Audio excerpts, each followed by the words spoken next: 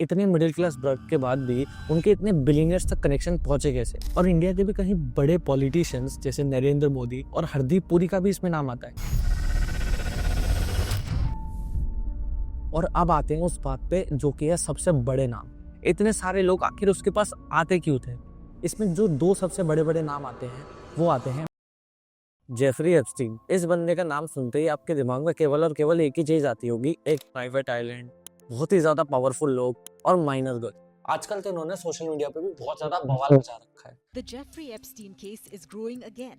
More Epstein files have been released in the public domain. Jeffrey Epstein, the late convicted sex offender.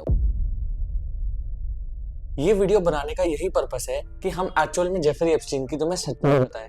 इस video का purpose ये नहीं है कि किसी पे हम अक्यूज डालें या ब्लेम डालें, केवल इसका ये पर्पस है कि कैसे एक मामूली सा मैथ्स टीचर एक इतने बड़े स्कैंडल का पार्ट बन गया। जेफरी एप्स्टीन का बर्थ 1953 में ब्रुकलिन में हुआ था, एक बहुत ही मिडिल क्लास फैमिली। तो सवाल ये आता है कि इतने मिडिल क्लास वर्ग के बाद भी उनके इतने बिलियनर्स तक कनेक्शन पहुंचे कैसे। तो देखो, जो उनका पहला कनेक्शन निकला था ना, वो किसी फाइनेंस के थ्रू नहीं निकला था, पर एक स्कूल के टीचर के थ्रू निकला था। वो खुद एक स्कूल में मैथ के टीचर थे, बहुत ही ज्यादा एलीट प्राइवेट स्कूल में, जहाँ पे रिच लोगों के बच्चे पढ़ते थे। अब इन्हीं रिच लोगों के बच्चों के बीच में से उन्हें एक कनेक्शन मिलता है जिसके थ्रू वो फाइनेंस में अपनी एंट्री लेते हैं बियर स्टर्न्स में। देखो, एलीट ग्रुप में एक बात बहुत कॉमन है कि अगर तुम हमारे बच्चों के आसपास हो ना तो तुम सेफ आदमी हो। इसी के बाद वो फाइनेंस में एंट्री लेते हैं बियर स्टर्न्स नाम के एक इन्वेस्टमेंट बैंक में, जिसके बाद उन्हें वहां से निकाला जाता है। ये सोर्सेस थोड़े क्लियर नहीं है कि उन्हें वहां से निकाला क्यों गया, लेकिन उन्हें वहां से निकाल दिया जाता है। जेफरी एप्स्टीन का सबसे बड़ा टर्निंग पॉइंट आता है उसकी लाइफ में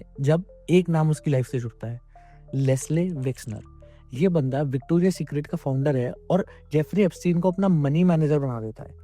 अब रिच लोगों में एक कहावत है कि अगर बिलियनर तुम्हारे ऊपर ट्रस्ट करता है ना, तो कोई भी लोग तुमसे सवाल नहीं पूछे। यहीं से जेफरी एप्स्टीन की एक्चुअल में एप्स्टीन बनने की शुरुआत होती है। इतने लोगों से कनेक्शन होने के बाद एप्स्टीन आखिर सेल क्या करता था। देखो, ना तो वो कोई पब्लिक हेज फंड चलाता था, ना वो कोई अपनी इन्वेस्टमेंट को डिस्क्लोज करता था, ना कभी रिटर्न्स डिस्क्लोज करता था। इतने सारे लोग आखिर उसके पास आते क्यों थे? दो रीजन की वजह से, प्राइवेसी और सीक्रेसी। एप्स्टीन सेल करता था प्राइवेसी, सीक्रेसी और एलीट लोगों के कनेक्शन। एप्स्टीन एक इन्वेस्टर से ज्यादा एक गेटकीपर था। देखो, एलीट वर्ल्ड में एक बहुत ज्यादा अच्छा रूल है कि अगर तुम प्राइवेसी और सीक्रेसी उनकी चीजों की रख पा रहे हो ना, तो वो तुम्हारे पास बहुत आसानी से आएंगे। यहाँ तक जेफरी एप्स्टीन अकेला था, उसके पास बस पैसा था। अब इसको एक नेटवर्क बनाने के लिए स्टोरी में एंट्री होती है घिस्लेन मैक्सवेल की। ये कोई आम असिस्टेंट नहीं थी, ये एक British media tycoon Robert Maxwell की बेटी थी। इसका मतलब एलीट अपब्रिंगिंग और प्राइवेट कनेक्शंस का भरमार। इनकी मीटिंग न्यूयॉर्क के इंटरनेशनल हाई सर्कल सोसाइटीज के थ्रू हुई थी। एप्स्टीन के पास पैसा, एलीट नेटवर्क, सब कुछ था। मैक्सवेल के पास सोशल लेजिटिमेसी और सर्कल को एक्सेस करने के सारे तरीके थे। और ये भी कहा जाता है कि जो एक्चुअल में माइनर गर्ल्स की ट्रैफिकिंग की जाती थी ना, उसमें सबसे बड़ा हाथ घिस्लेन मैक्सवेल का था। इसी वजह से वो 2021 में कन्विक्ट हुई थी। अब आते हैं इस केस के सबसे वायरल एस्पेक्ट पे, यूएस वर्जिन में जेफरी एप्स्टीन की प्राइवेट आइलैंड्स, जो कि 1998 में उसने खरीदे थे एक प्राइवेट प्रॉपर्टी बनाने के लिए, जहाँ पे उसके सारे रिच फ्रेंड्स आके पार्टी कर सके।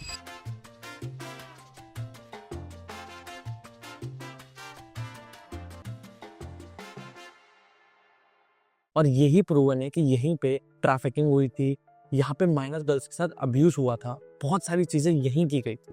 लेकिन इससे ये प्रूव नहीं होता कि जितने लोग वहाँ पे आए थे वो सब गिल्टी थे। ऐसा कुछ भी नहीं है। और इसमें यह भी कोई बात नहीं है कि वहाँ पे ऐसा कोई रिचुअल की वजह से होता था। सिर्फ और सिर्फ वहाँ पे एक ही प्रॉब्लम थी कि सारे विक्टिम्स आइसोलेटेड थे, पूरा कंट्रोल जेफरी एप्स्टीन के खुद के हाथ में रहता था। और अब आते हैं उस बात पे जो कि है सबसे बड़े नाम। इसमें जो दो सबसे बड़े बड़े नाम आते हैं वो आते हैं बिल क्लिंटन और डोनाल्ड ट्रंप। डोनाल्ड ट्रंप जो कि करंटली यूएस के प्रेसिडेंट है, वो कहते हैं कि 1990s में वो और एप्स्टीन सेम सर्कल में थे, साथ में रहते थे, लेकिन उसके बाद उन्होंने उसके साथ कनेक्शन तोड़ दिया है। और इवन जितने भी एप्स्टीन और मैक्सवेल पे जो कोर्ट केसेस हुए हैं ना, उसमें डोनाल्ड ट्रंप का कोई नाम नहीं। और बिल क्लिंटन के केस में तो सिर्फ उनका नाम ट्रायल लॉग्स में आया था और इवन फोटोज भी आई थी, लेकिन उनका भी कोई भी ऐसे लॉ सूट में नाम नहीं आया है कि वो भी माइनर गर्ल्स के उसमें इन्वॉल्व थे। अब हम सबको पता है क्या था, बट आप खुद समझदार हो क्या चल रहा है इसमें। और इंडिया के भी कहीं बड़े पॉलिटिशियंस जैसे नरेंद्र मोदी और हरदीप पुरी का भी इसमें नाम आता है, लेकिन इनका नाम सिर्फ और सिर्फ घसीटा जा रहा है क्योंकि एक ग्लोबल एंगल बन चुका है और कुछ नहीं है। देखो, एंड में मैं बस ये कहना चाहूंगा कि जेफरी एप्स्टीन एक क्रिमिनल था, लेकिन जो उसका सोशल मीडिया नैरेटिव है कि उसमें जितने भी लोग उसके विजिट पे जाते थे वो सब एक क्रिमिनल थे, वो गलत हो सकता है। और ये मैं मान सकता हूँ कि डोनाल्ड ट्रंप पे जो केस हो रहा है वो उस पर भी होना चाहिए, क्योंकि तुमने खुद फोटोज देखी हैं।